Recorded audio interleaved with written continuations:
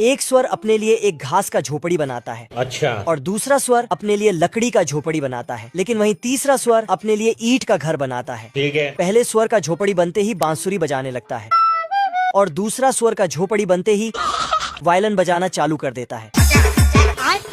फिर साला तीसरी स्वर के पास आकर उस पर हंसता है। एक दिन मर जाएगा कुत्ते की मौत। लेकिन ये बोलता है अपने आप के समझल कि हम राजा हैं। पर ये लोग फिर डांस करने लगता है।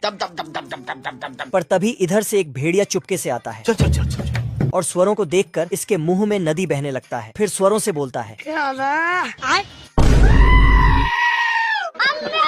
तो स्वर अपना झोपड़ी में जाके छिप जाता है।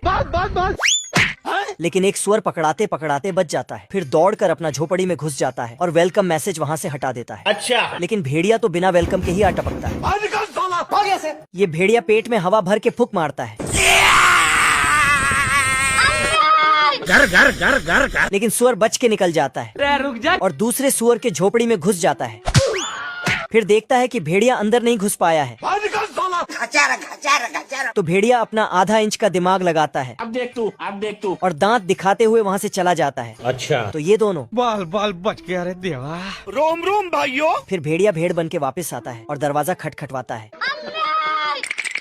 फिर अपनी दुख भरी कहानी सुनाने लगता है। ये देखो मेरी हालत कमजोर हो गई मैं। लेकिन ये दोनों को समझ आ जाता है कि बाहर भीख मंगा भेड़िया है। तो खुद की औकात देख। तो साला भेड़िया पूरे गुस्से से खड़ा होकर पेट में हवा भरता है और फूंक के झोपड़ी उड़ा देता है। ये कैसे हो गया है? बाप रे साले कुत्ते।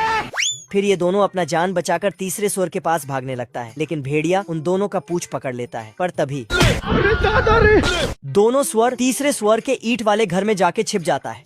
फिर ये स्वर गाना गाते हुए बजाने लगता है। तभी वो दोनों नाचते हुए आता है।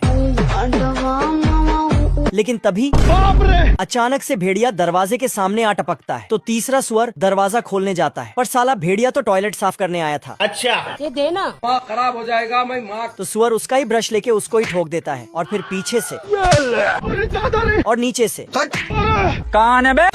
भेड़िया को खूब गुस्सा आता है। फिर ये साला पेट में हवा भर के फूंक मारता है। लेकिन इसका पैंट गया। फूंक मारते मारते थक जाता है। लेकिन घर का दरवाजा नहीं खुलता है। तेरी बहन का। फिर ये अपना आधा अधूरा दिमाग लगा के ऊपर से अंदर घुसने चला जाता है मुझसे कोई स्मार्ट। पर स्वर नीचे पानी उबाल रहा था तो उसका ढक्कन खोल देता है। अब तू गया बेटा। फिर उसमें और कुछ डाल देता है। तो भेड़िया उसी में घुस जाता है।